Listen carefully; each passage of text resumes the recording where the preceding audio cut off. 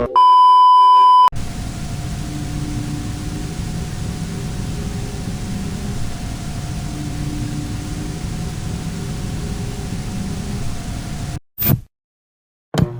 guy moved in late last Saturday night. I know because I woke up near midnight to him ramming his U-Haul into the dumpster outside my bedroom. From my second-story window, I watched as he stepped out to inspect the damage. He was tall.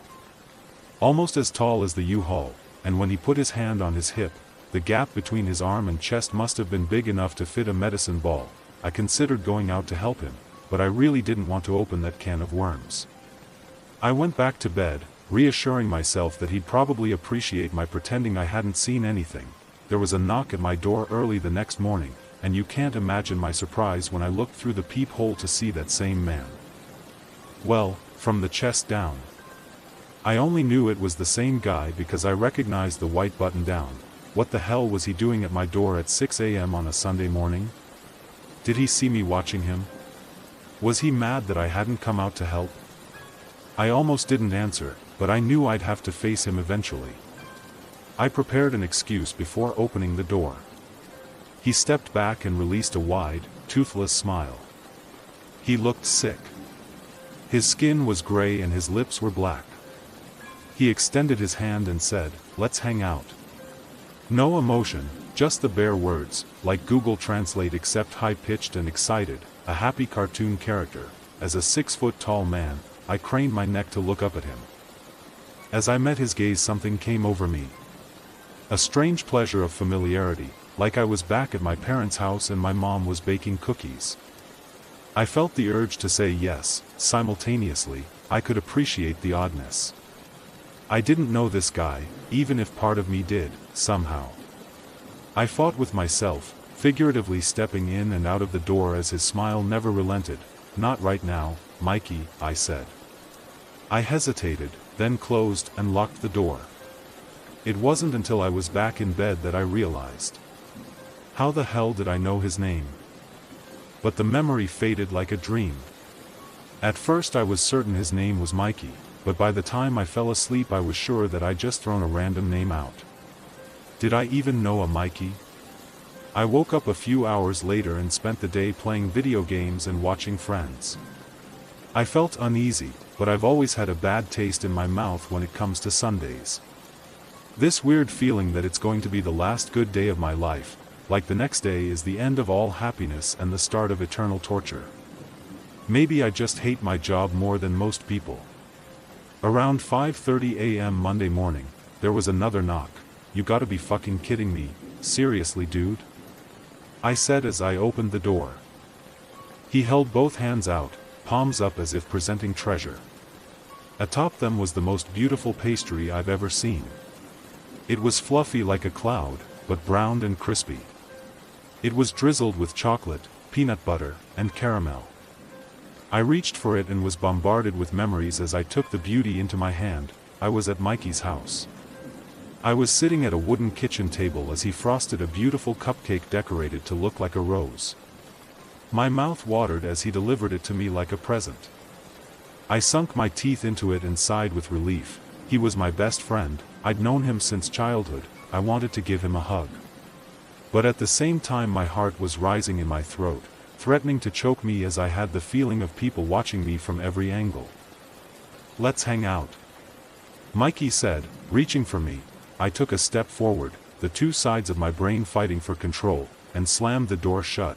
Looking down at my hands, I saw 2 pieces of bread with half a dozen crude slabs of peanut butter and jelly.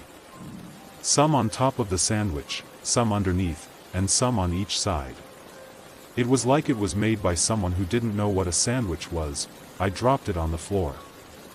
At work, I couldn't keep my mind off him. As I sat at my desk, vaguely trying to edit the introduction to some algebra textbook, I was sure that I had never seen him before. But I had the memories of memories, like once, in a dream within a dream from a different life centuries ago, we had been best friends. I fought my way through the day.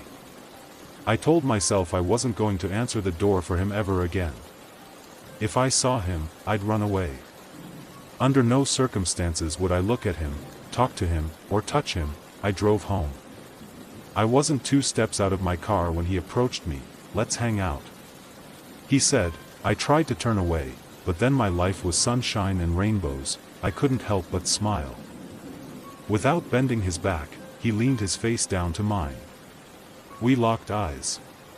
I can't remember what they looked like, but I remember what they made me feel, what they made me remember. I was a toddler on a swing set. I was smiling and laughing. Behind me, the tall man, Mikey, was the one smiling as he pushed me again and again. Then it was my birthday. I watched as Mikey lit my candles. He sparked the lighter with his gray hands, his yellow nails longer than his fingers. On the baseball field he was my coach. At school he was my favorite teacher. I remembered me and Mikey sitting in the back seat of my car. There were butterflies in my chest. I leaned in and kissed his black, rotting lips. I felt disgust but remembered love. "Let's hang out," he said, and then I was following him, because he was my everything. He was every good thing I could remember. But no, I didn't know him. I imagined walking into his apartment. I smiled, then screamed. I wanted to run away, but I'd miss him so much. We walked to his door as my mind screamed for me to run. He was reaching for the knob when some animalistic part of my brain took hold of me. I ran to my apartment and locked the door behind me. When I heard a knock, I grabbed my phone and called the police. I told them there was a guy who kept knocking on my door and wouldn't stop no matter how many times I told him to go away. I watched from my bedroom window as the officer pulled up. I took a peek through my peephole and saw that Mikey was still there. I sat next to the door and waited. "Tommy. What's going on, man? Long time no see. Let's hang out." "Of course, man. I really can't thank you enough for last time."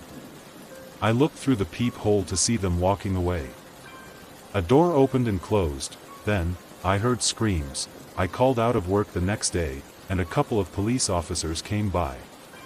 I told them the truth. Minus all the weird stuff. They knocked on every apartment, but nothing ever came of it. I'm pretty sure I heard some happy laughter and sounds of reunion when they knocked on Mikey's door. It's been a week since then, and I haven't left my apartment. I got fired, and I'm starting to run out of food. I know I'll have to leave eventually, but what happens if I run into him? Right now, I'm certain he's dangerous. But what will I think if I see him again? What will I say when he asks me to hang out? What will I remember? What will I do?